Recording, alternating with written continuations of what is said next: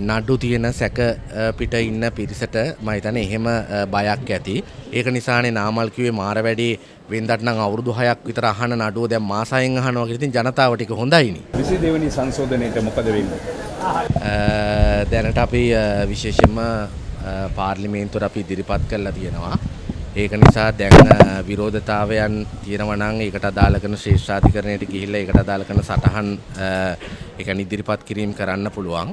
ඒකට අනුව ශ්‍රේෂ්ඨාධිකරණයේ තීරණය කරයි මේකට අවශ්‍ය කරන පාර්ලිමේන්තුවේ නිර්දේශය ගන්නව නම් ඒ නිර්දේශය කුමන විදිහට ගන්න ඕනේ කියලා ඒ ශ්‍රේෂ්ඨාධිකරණයෙන් දෙන තීරණය මත අපි සූදානම් වෙලා ඉන්නවා. ඒකට අනුව වැඩ කටයුතු කරන්න. ඒක නිසා අපි බලාපොරොත්තු වෙනවා අපේ ජනවරමට අනුව නීති ආධිපත්‍ය පිහිටවන්නත් විශේෂයෙන්ම අවුරුදු ගණනාවක් ඇතුලේ අධිකරණ පද්ධතියේ වේගවත් කිරීමේ අරමුණෙන් ඒක ජනතාව ඉල්ලපු ඉල්ලීමක්. ඒ වෙනුවෙන් වැඩ කරන්න අපි බලාපොරොත්තුෙන් ඉන්නවා. ඒක සම්මත කරලා විනිසුරුවරුන්ගේ කාලය අවුරුදු 2කින් දික් කරලා දෙන්න තමයි අපි බලාපොරොත්තු වෙන්නේ. විනිසුරුවන්ගේ කාලය දික් කරන්න ඕනෑවට තමයි මේ සංශෝධනය ගේන්නේ කියලා විපක්ෂය කියන්නේ. එතකොට ඒකෙන් බලාපොරොත්තු වෙන කාරණාව කියන්නේ මේ විපක්ෂේ මර්ධනය කරන්න හදනවා කියන්නේ.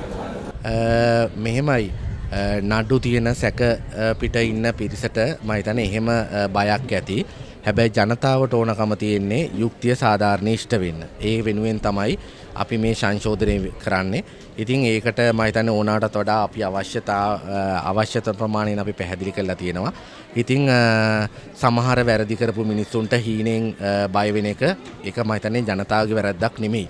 ඒක වැරදි කරපු මිනිස්සුන්ට සමහරට දැන් රැට නිින්ද යන්නේ නැතුව ඇති. ඒක නිසානේ නාමල් කිව්වේ මාර වැඩේ වෙනදට නම් අවුරුදු 6ක් විතර අහන නඩුව දැන් මාසයෙන් අහනවා කියලා. ඉතින් ජනතාව ටික හොඳයිනේ. මොකද දැන් ඕනේ අවුරුදු 6ක් වෙනකන් නඩුව අහනකද? ඉක්මනට යුක්ති ඉෂ්ට වෙන්නනේ ඕනේ.